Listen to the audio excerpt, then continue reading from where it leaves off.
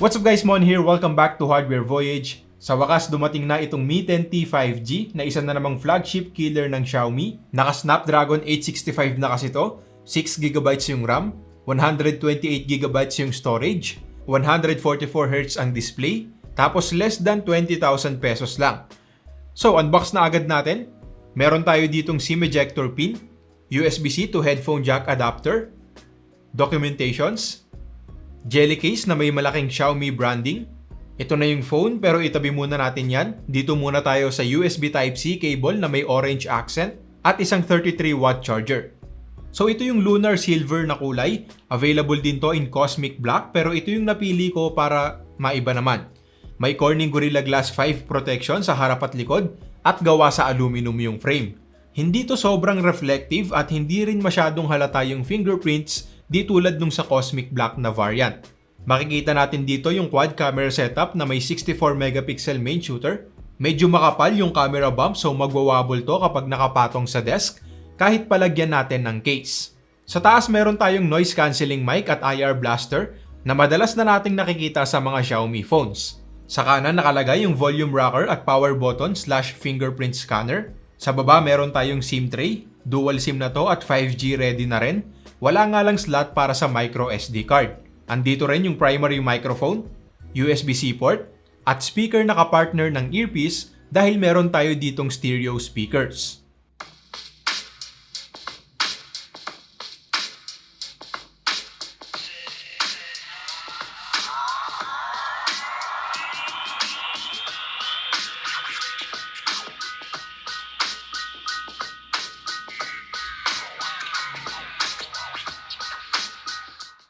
Maganda yung display, 6.67 inches IPS LCD, 1080p at 144Hz refresh rate. Maliit lang yung punch hole cutout para sa 20MP selfie camera at buti na lang sa kaliwa nila to nilagay para hindi nakakasagabal kapag naka-landscape mode.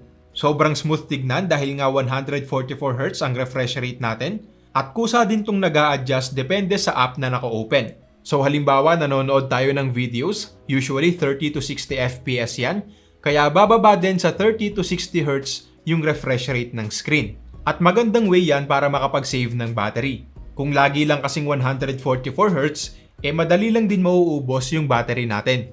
Inaasahan ko na dito yung lag-free na gaming experience dahil nga sa Snapdragon 865 na chipset. Magtetest tayo ng ilang games sa full review pero sa ngayon itong Call of Duty Mobile muna. Kayang-kaya nito yung very high settings at max frame rates.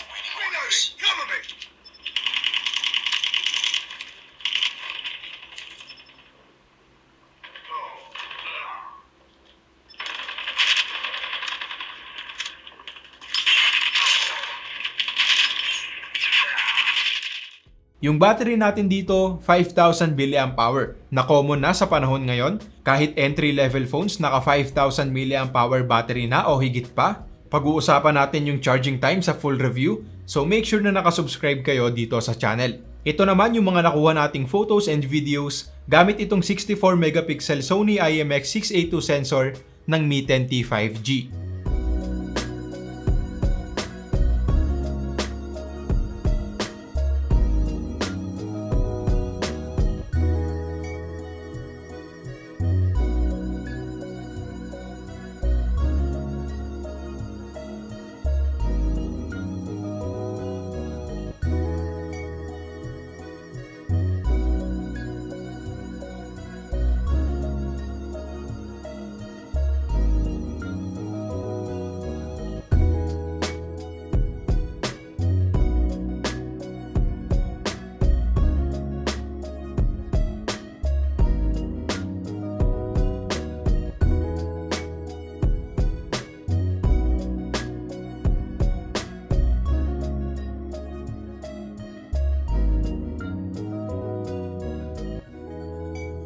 Alright guys, yun lang muna para sa ating quick unboxing. Click nyo yung bell icon para ma-notify kayo kapag uploaded na yung full review.